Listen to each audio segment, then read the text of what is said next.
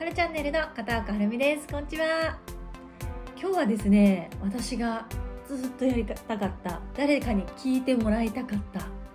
ことなんですけど、釜石に来てもうかれこれ1年半ちょっと経つんですが、釜石に来てびっくりしたことを今日はお話ししていきたいなと思っています。以前の動画で釜石のスーパーで驚いたことっていう動画を上げたことあるんですけど、釜石全体を通して動画驚いたことをちょっと言ったことがなかったので、それを今日はちょっとお話ししたいなって思ってます。いやー、このね1年半たくさんのことに驚いてきて、いやなんか本当に言いたいなとか、これどうなのっていうのを聞きたいな、誰かに聞きたいなとかってその都度思ってて、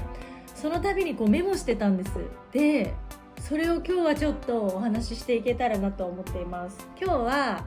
釜石の中妻にある亀山さんっていうお菓子屋さんがあるんです。すっごく美味しいケーキも売ってたり、チョコレートも売ってたり、パンも売ってたりするんですけど、もう誰もが知っているお店があって、ちょっと主人がそれを買ってきてくれたので、今日はそれを食べながらちょっとお話ししていきたいなと思ってます。まずロールケーキと、これはね私食べたことあるで、美味しくて大好きで、このあとチョコもあるので、これも食べていきたいなと思ってます。釜石に来た際にはぜひ行っていただきたい場所です。でお茶も飲みながら、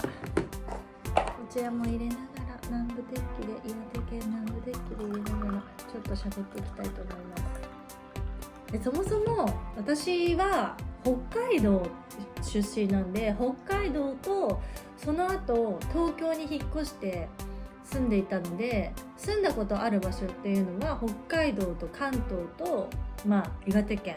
この3つ、神奈川県にもちょっとその関東行った時住んだことがあったんですけど、その4つかな、4つに住んだことがあって、それぞれその場所で違うじゃないですか。その私なりの違い、もっとね、日本って広いからいろんなとこ行くと、いやそれはこっちでもあるよとか、もっと違うのあるよとかあると思うんですけど、私なりのちょっと驚いたことを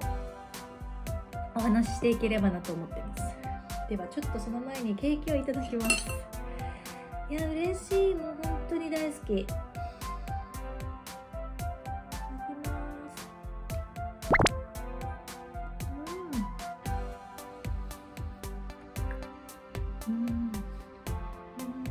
このロールケーキの中に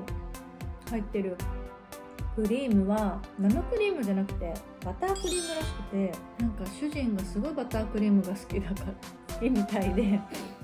バタークリーム食べれるとこそんなにないからって、すごいこれが貴重なんだってよく言ってます。美味しい。でもじゃあ早速、まず1つ目いいですか。釜石といえば海と魚とラグビーの街って言われてるんですよ。本当にそうだなと思ってて、私の旦那がラグビー選手なのもあってか、結構行くところで先々でラグビー見たよとか、今週負けちゃったね、勝ったねとか、そういう風に声かけられることが多くって、やっぱりこっちの人って見てる人が多いのかなっていう印象です。私が一人で、出かけたとして、そこでお会いして、で私のね旦那がラグビーやってるっていうことを知ってるからか、その話題を振ってきてくれてるのかもしれないけど、結構見たよとか、やっぱ試合終わった後日とかに言われるんで、やっぱり釜石の人って結構見てる人が多いんだなっていう印象でした。2つ目、22時以降本当に人も車もほとんど通ってなくて、しかも街灯も結構少なくて真っ暗なんですよ。だから感覚で言ったらもう0時とかの感覚で、例えばね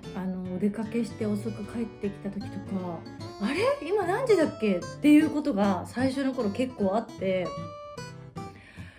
全然車も人も通ってないっていうことにびっくりしました。前もちょっと動画で話したことあると思うんですけど、ゴミ袋に名前と住所を書くんですよ。それにびっくりして、一番最初引っ越してきた時それを知らなくってそのまま出しちゃったんですよ、名前とか住所書かずに。そしたらやっぱ持って行ってもらえなくて置いたままになってて、シールが貼ってて名前を書いてください、あ本当だ、名前書く欄住所書く欄あるんだっていうのを気づいて、それもびっくりしたし、爪、私といえばなんですけども、食べ物が美味しすぎますね。なんか聞いてはいたんですよ、岩手県食べ物が美味しいっていうのは聞いてはいたけど、もうなんだろう、もう実感しまくりで、なんでしょうね、なんでこんなに新鮮なんでしょうかでもいろんなものが、海のものとかその野菜とか畑のものとかも取れるからなのかな。だからかもう本当に美味しいし、この神尾妻さんのねお菓子和菓子とかも美味しいし、和菓子じゃない洋菓子とかも美味しいし、岩手県は美味しい和菓子屋さんがあったりとか、なんかもう全てにおいて美味しくって、もうどうしようって感じですもう気抜いたらどんどん食べ過ぎちゃいますね。お米は自転車に乗ってる人がほぼいない。確かに田舎って車社会って言われるじゃないですか。でもそれにしても乗ってる人が本当にいないんですよ。全然見かけない。もう本当に、だからそれも結構びっくりで、でも持ってないわけじゃないとは思うんですよ。マンションとかでも自転車止まってたりとかもするし、でもスーパーとか行っても自転車で来てる人がほぼいなかったり、たまに子供が乗ってたりするのは見たことあるんですけど、次6つ目、チェーン店が少ない。これにも驚いて、そう全然チェーン店がないんですよ。チェーン店の会社の方どうしたのって感じなんですけど、ちょっと人口が少ないから作られないのか、例えばなんですけど、例えばマック行きたいなとか思ったりするじゃないですか。そしたらもし釜石から行くとすれば、多分車で50分ぐらい高速道路に乗って50分ぐらいしないとマクドナルドに行けなくて、マクドナルドって家の近所にあるイメージありません？必ず近くにある、10分圏内にほとんどあるイメージなんですよ。私は北海道に住んでた時も家のすぐ10分圏内のところにあったし、東京に住んでた時は近所にはなかったとしても駅とかに行けばあったりとかしたんで、7つ目カフェが少ないっていうのもあるんです。言おうと思ってたんですけど、カフェのチェーン店もほぼないんですよ。米田コーヒーもない。ドトールはイオンに入ってます。ドトールは入ってる。米田コーヒーない、スタバない、上島コーヒーない、ないんですよ。だからあるとすればドトールぐらい。そう、カフェも少なかったり、それも驚きです。8つ目、電車が1両編成なんです。それにもびっくりして、平日は3両編成なんですけど、土日とかだと1両だけがピューって走ってるのが見えて、少なーって感じで、それも驚いて初めて見たんで、考えていくとやっぱ人口が少ないから、お店も少ないし、電車も少ないし、自転車乗ってる人も少ないし、22時以降に出歩く人も少ないっていうことにつながっていくんですかね。今までね、人口が多いところばっかりに住んでたんで、東京のギャップがすごすぎてなんか驚くし、逆に楽しいというか、その発見っていうか、その日々そういうことに驚かされることが面白いなって思って今も過ごしてるんですけど、話がそれちゃった。次9個目、猫とか歩いてるイメージなんですけど、猫以上に鹿が歩いてるんですよ。本当にどこにでもいて、庭にも来るし、川のそばとかでも見るし、道路渡ってたりとか、本当に身近なんですね、鹿が。で、最近は夜に高速道路に乗ってて急に鹿が現れて、そう、鹿引くの気をつけた方がいいよって言われてたんですけど、本当に夜高速道路に出てすごいびっくりしました。いや私は北海道にいる時はキツネは見たことあるんですよ。でも見たことあるって言っても何年だ、24年間ぐらい北海道に住んでて見たことある回数なんて、その辺歩いてるキツネ見たことあるのなんて2回ぐらいしかないんですよ。でも釜石の鹿は本当に1回でなんかこう団体っていうか鹿の群れがいると5頭ぐらい見るし、しょっちゅう見れるんですよ。だからたまになんか鹿とか見ない日が続くと、なんか鹿どうしちゃったんだろう、鹿寒いから今は出てこないのかなとか、結構鹿の心配するようになっちゃってなんかそれも面白いですよね。じゃあ次、高速道路になんて言うんですか、ああいうお店が入ってたりトイレ入ってたりこう休憩するサービスエリアっていうのかな、パーキングっていうんですか、それが岩手がないんですよ。ごめんなさい、私がこうそこまで遠く行ってなくってあったらごめんなさいなんですけど、私が行くこう結構こう宮城の方とかも行くし、久慈とかそっちの奥の方まで行くんですけどなくって、じゃあトイレ行きたいってなったら一回高速道路降りなきゃいけないんですよ。あとお腹空いたってなってもないから高速道路降りたりとかしなきゃいけなくて、なんかあるのが当たり前と思ってたから結構ないことに衝撃でした。次、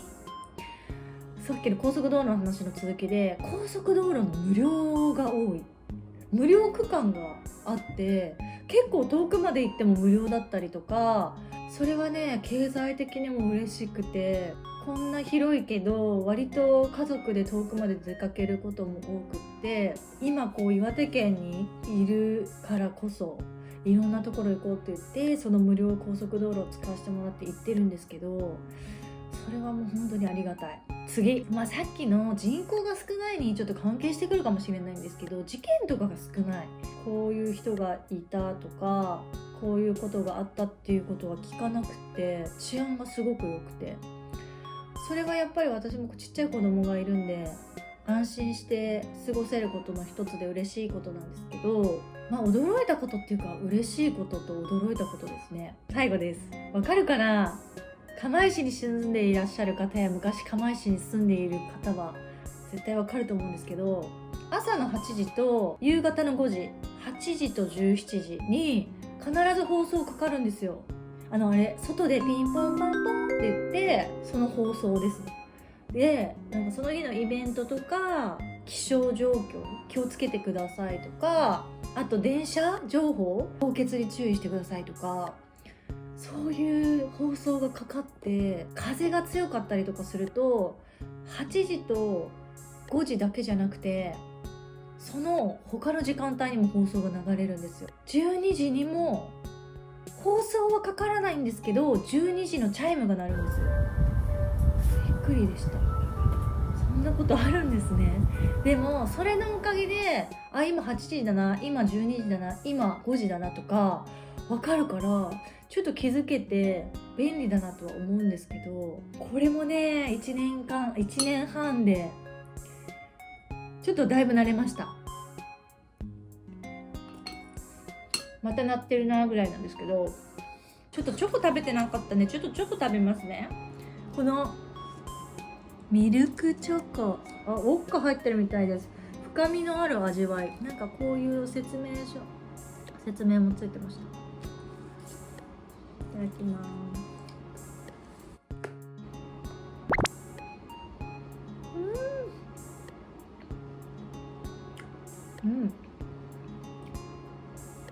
私チョコがすごい大好きなんです。大人になってすごいチョコを食べるようになっちゃいましたね。おいしい。こういうチョコだともう一つで満足しちゃう。スーパーで買う個包装のチョコとかだと永遠に食べちゃいますね。美味しい。今日は私が驚いたことを13個紹介したんですけど、結局何が言いたいかというと、この岩手県そして釜石が好きっていうことなんですけど、その地域の特性であったりとか昔からのこう続いていることとかってやっぱりその土地に行ってみないとわからないし、違いがあって本当に面白いですね。私はやっぱりもっともっと岩手県を楽しんでいきたいなと思ってます。ということで、最後までご視聴いただきましてありがとうございました。チャンネル登録、高評価よろしくお願いします。したっけねー。